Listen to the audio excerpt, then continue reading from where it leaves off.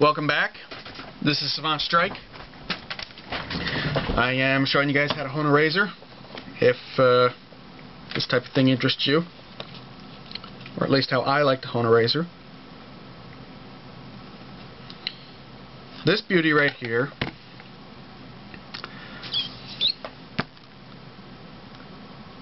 well, yeah, I think you can figure this out. At any rate, again, remember how I said don't use this motion. This is another prime example. This stone is very unusual in that it is wide enough that you could use that motion, even with this natural Kita. But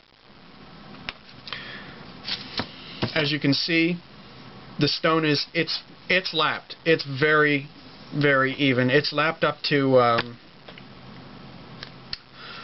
4 or 8,000 grit here. It's glassy smooth. It's lapped. It's flat, but the surface is not flat. This is where learning how to really know how to put the razor on the hone pays off. And depending on the water stone, I mean, with these naturals, you might not even have that luxury. You might have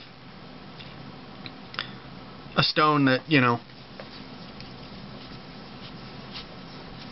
can't do anything with, as far as that, the motion, which I think is an inappropriate motion for honing, is concerned, because a lot of them are very narrow, and to get one that's perfectly flat and 3 inches wide costs a fortune, and you shouldn't need it.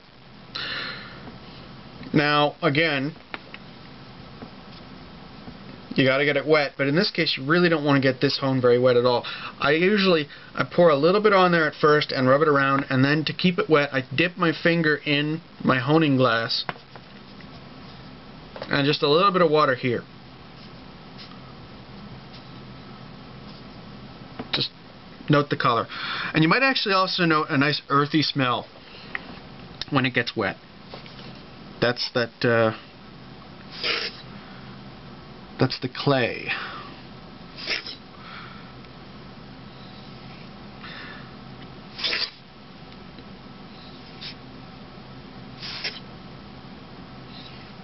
You notice that all of the edges on this stone are beveled. That's really important, especially on a stone like this that isn't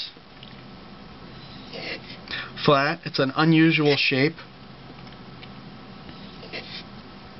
You get used to it, but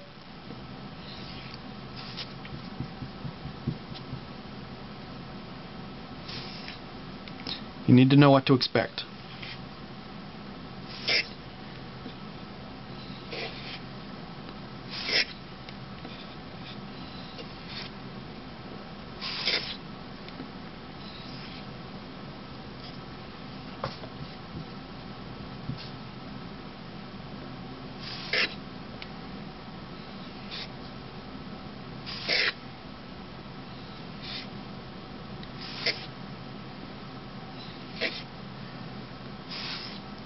This razor has given me a bit of trouble on the heel, so again, I'm still focusing on the heel.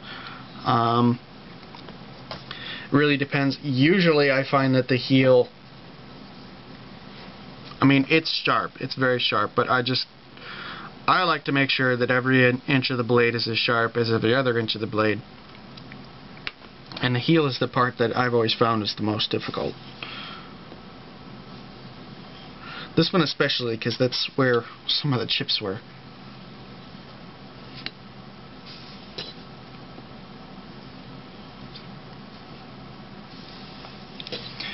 And that light pressure stroke, again, even though this is a really fine hone, you could actually make the edge duller if you're bearing down on it.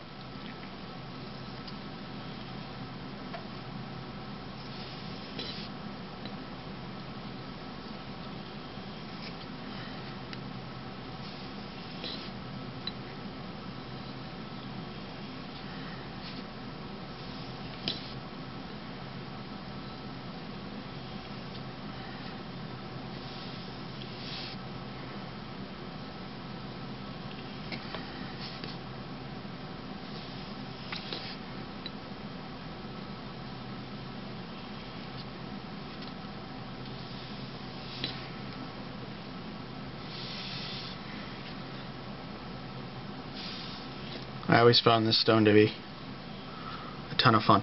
And in fact, I mean, well, with this shape you can do all sorts of different patterns, but I like to do that pattern now.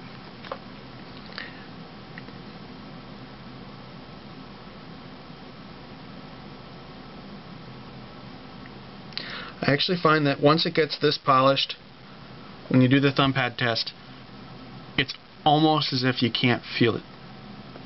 It's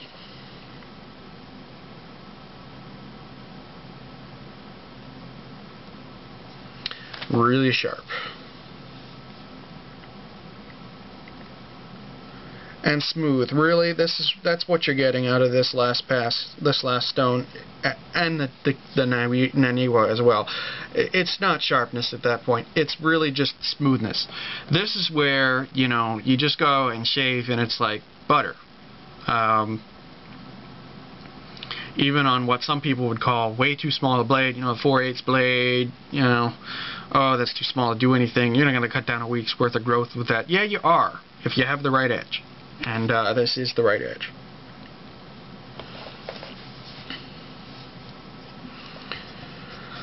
Show you what I'm talking about here. My fingers are just a little bit damp. So I've been talking. So dunk it in the honing water there and wet the stone. And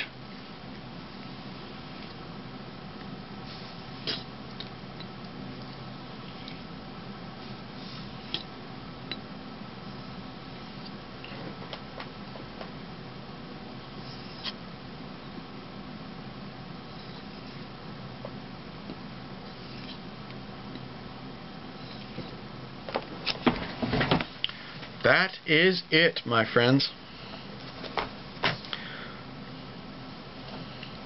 What I'm going to do now is I'm going to turn the camera off. I'm going to go strop this blade.